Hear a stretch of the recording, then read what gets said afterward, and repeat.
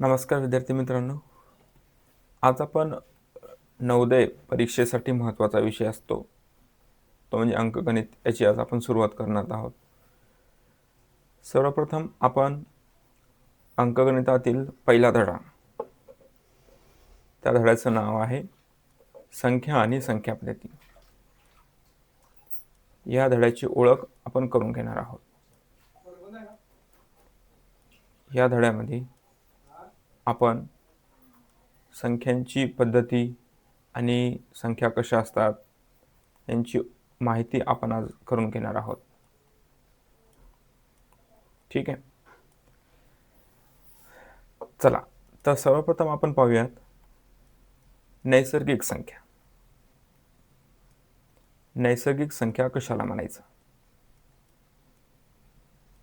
ठीक आहे, नैसर्गिक संख्याला इंग्लिशमध्ये नॅचरल नंबर असंही म्हणतात. ठीक आहे, निसर्गतः नैसर्गिक, नॅचरल नंबर्स. ओके, आता नीट ऐका, नैसर्गिक संख्या कशाला म्हणतात?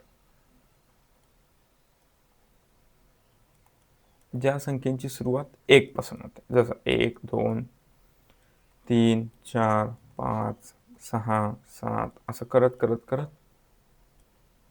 अनंतपर्यंत. ठीक आहे, त्या संख्यांना आपण नैसर्गिक संख्या असं म्हणतो.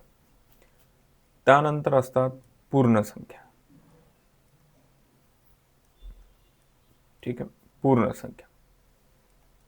पूर्ण संख्याला इंग्लिशमध्ये आपण म्हणू होल नंबर्स. काय म्हणायचं? Hole numbers. होल नंबर्स कशाला म्हणायचं?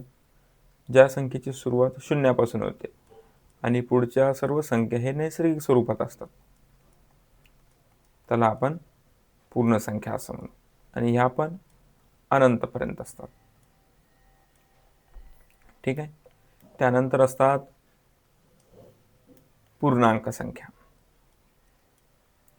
ठीक आहे, आता आपण या संख्या का शिकत आहोत? कारण याचा जास्तीत जास्त वापर आपल्याला या धड्यामध्ये आणि येणाऱ्या क्वेश्चनमध्ये आपल्याला मिळणार आहे. पूर्णांक संख्या, यालाच आपण म्हणू इंटिजर्स.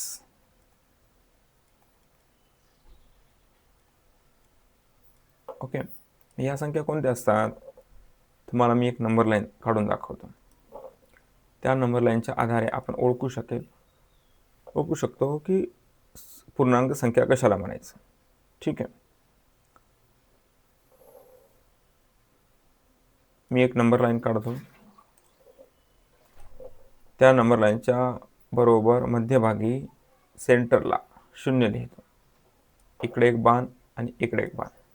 ठीक आहे, आता समान अंतरावर, जसं आपण स्केलमध्ये समान अंतरावर रेषा पाहतो, नंबर्स पाहतो, त्या प्रकारचे संख्या रेषेवर सुद्धा समान अंतरावर आपण पॉईंट्स काढून घेऊयात.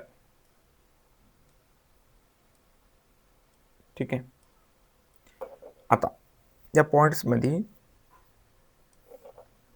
शून्याच्या डाव्या साईडला ज्या संख्या आपण लिहिल त्याला आपण म्हणू ऋण संख्या. काय म्हणूया? ऋण संख्या. आणि उजव्या साईडला असतील त्याला धन संख्या. धन नाही हा, धन संख्या वाचताना थोडं व्यवस्थित. आता ऋण संख्या आणि धनसंख्यातला फरक काय बघा. धनसंख्या प्लस या चिन्हानं दाखवतात आणि ऋण ही संख्या मायनस. ठीक आहे, पण कधी कधी धनसंख्यासाठी प्लस चिन्ह दिलं नाही दिलं तरी ती संख्या प्लस आहे किंवा धन आहे असं आपण समजूया किंवा समजलं जात असते. आता यांच्या पुढे कुठलंच चिन्ह नाही म्हणजे याचा अर्थ ही संख्या धनसंख्या आहे. पण याच्या उलट मायनस संख्याच्या बाबतीत तसं नाही. मायनस संख्याला मायनसचं चिन्ह हे देणं गरजेचं आहे. ओके, म्हणून -1 -2 करत करत आपण मायनस संख्या लिहिल्या. ह्या झाल्या पूर्णांक संख्या. कळालं? नैसर्गिक संख्या, पूर्ण संख्या, पूर्णांक संख्या. पूर्णांक संख्यामध्ये पूर्ण संख्या पण आहेत, म्हणजे शून्य पण आहे, आणि नैसर्गिक संख्या म्हणजे ज्यांची सुरुवात 1 पासून झाली त्या पण संख्येच्या दिलेल्या आहेत. म्हणजे यामध्ये एक्स्ट्रा काय ॲड केलेले आहेत, ऋण संख्या, जे की मायनस असतात. आणि ऋण संख्याचा एक पूर्णांक संख्याचा एक गुणधर्म आहे की डावीकडल्यापेक्षा उजवीकडली संख्या ही मोठी असते. ठीक आहे, त्याचा वापर आपण पुन्हा नंतर करूयात. जेव्हा क्वेश्चन्स येतील तेव्हा आपण त्याचा डिटेलमध्ये वापर कसा होतो तो आपण पाहूयात. ठीक आहे. त्यानंतर पाहायचं आपल्याला समसंख्या.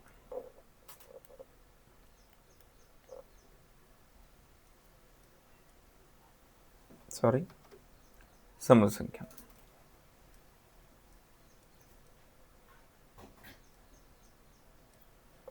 समसंख्यालाच इवन नंबर असंही म्हणतात. आणि सर्वात सोप्या संख्या आहेत. त्याची व्याख्या कशी आहे बघा. याची व्याख्या जर आपण नीट व्यवस्थित ऐकली, समजून घेतली, तर आपल्या समसंख्या कळेल. समसंख्यामध्ये जर एखादी संख्या दिली असेल, आपण असं म्हणू, संख्येच्या एकक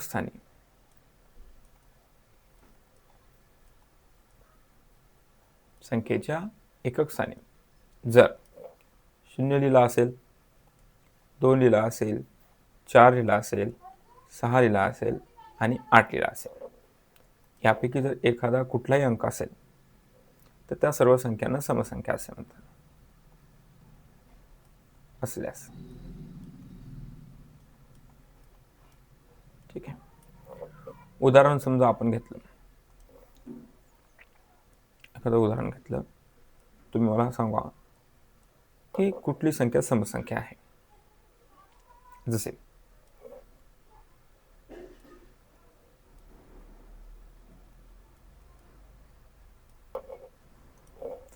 98 आणि 51. जी संख्या सम आहे त्यासमोर आपण टिक करूया आणि जी नाही त्यासमोर रॉंग करूया. आता ओळखायची कशी समसंख्या, ज्या संख्येच्या एकक स्थानी, आता एकक स्थान हा अलीकडला असतो आणि दशक स्थान त्याच्या डावीकडला असतो. तसंच शतक, 1000, 10,000 अशी वाढत जाणार. ठीक आहे. काय सांगितलं की एकक स्थानी जर 0, 2, 4, 6, 8 या संख्या असल्यास, म्हणजे इथं 8 दिसायला लागला, जर ह्या संख्या असल्यास त्या संख्येला समसंख्या असं म्हणायचं. म्हणजे याचा अर्थ पूर्ण 98 ही संख्या सम आहे. पण एकक स्थानी तर 1 आहे, म्हणजे 51 ही संख्या समसंख्या असेल का? नाही. का नाही? कारण इथं 1 आहे. तुमच्यासाठी मी होमवर्क देतो, तुम्ही तो करून ठेवा. ठीक आहे. 9,857, 9,858 याच्या एकक स्थानच्या संख्येवरून ओळखायचं की ती संख्या सम आहे का विषम आहे. ठीक आहे, समजलं समसंख्या. तसंच समसंख्या जर आपण पाहिल्यात तर सुरुवात होती त्याची 2 पासून. 2, 4, 6, 8, 10, 12, 14, म्हणजे याचा अर्थ 2 2च्या फरकाने कुठपर्यंत, असं अनंतपर्यंत, म्हणजे संपणार नाही. खूप अनंतपर्यंत संख्या असते. ओळखायच्या कशा? ज्यामध्ये 2चा फरक असेल आणि तसेच एकक स्थानी काय असायला हवं? 0, 2, 4, 6 आणि 8. ठीक आहे. समसंख्यानंतर पाहूया. समसंख्यानंतर आहे त्याच्याच विरुद्ध विषम संख्या. काय आहे? विषम संख्या. विषम संख्याला इंग्लिशमध्ये काय म्हणतात सांगा बरं? Odd numbers. काय म्हणायचं? Odd numbers. जसं इथं काय होती व्याख्या? संख्येच्या एकक स्थानी 0, 2, 4, 6 आणि 8 असल्यास. आता आपण यांच्या मधातली संख्या घेऊया. जसं व्याख्या तीच करून व्याख्या काय करूयात? संख्येच्या, ज्या संख्येच्या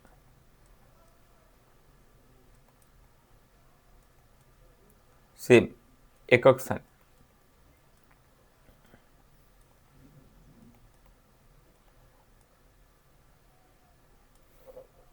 इथं 0 2 4 6 घेतला, आपण इथं काय करूयात, चेंज करूयात. 0 नाही घ्यायचा आता, 0 नंतर कोण असेल, 1. 2 वरी आहे, मग 2 घ्यायचा का इथं, नाही. इथं घेऊयात 3. म्हणजे वरी ज्या संख्या नाहीत त्या संख्या आपण एकक स्थानी इथं पाहायच्यात. 1 3 5 7 आणि 9. ठीक आहे. या संख्या, ह्या संख्या काय असल्यास, ह्या संख्या दिसल्या त्या संख्येला आपण बनवूयात विषम संख्या. ठीक आहे. उदाहरण सोपं आहे. संख्या तीच घेतो मी आता. बघा काय आहे, 98 आणि 51. आता इथं टिक करायची पद्धत वेगवेगळी होईल. का होईल, कारण आपल्याला विषम संख्या विचारल्या.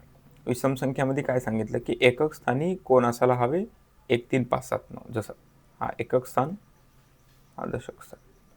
एकक स्थान 8 आहे, पण 8 तर याच्यात कुठेच नाही, म्हणजे याचा अर्थ हे विषम होईल का, नाही. इथं एकक स्थानी 1 आहे, हा 1 दिसायला लागला, म्हणजे 51 ही पूर्ण संख्या विषम आहे. बघा आता काय फरक झाला, संख्या तीच आहे. 98 इथं टिक केला, 98ला ओके आहे, कारण तिथं सम विचारली, पण तीच 98 इथं आल्यानंतर विषम झाल्यामुळं ती रॉंग झाली. कळालं. तिथं 51 ही विषम, तिथं समसंख्या नाही, पण 51 इथं टिक असल्यामुळं ती विषम संख्या झाली. कळाला दोघातला फरक, सम आणि विषम. ह्या झाल्या संख्यांची ओळख. ठीक आहे. काय काय संख्या पाहिल्या आपण, कोणत्या संख्या पाहिल्या, सर्वात प्रथम पाहिल्या नैसर्गिक संख्या, ज्या संख्येची सुरुवात 1 पासून होते.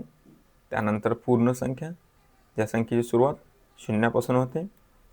पूर्णांक संख्या, ज्यामध्ये 0 पण असतो, धनसंख्या पण असतात आणि ऋणसंख्या पण असतात. तसेच समसंख्या. समसंख्या कशाला म्हणायचं, ज्या संख्येच्या एकक स्थानी 0 2 4 6 8 हे अंक दिसल्यास पटकन ओळखून टाकायचं, कितीही मोठी संख्या असेल.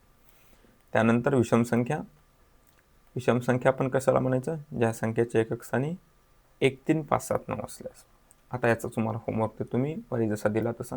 तीच संख्या 9857, 9858 या संख्येच्या एकक स्थानावरून आपल्याला ओळखायचं आहे की ती सम आहे का विषम आहे.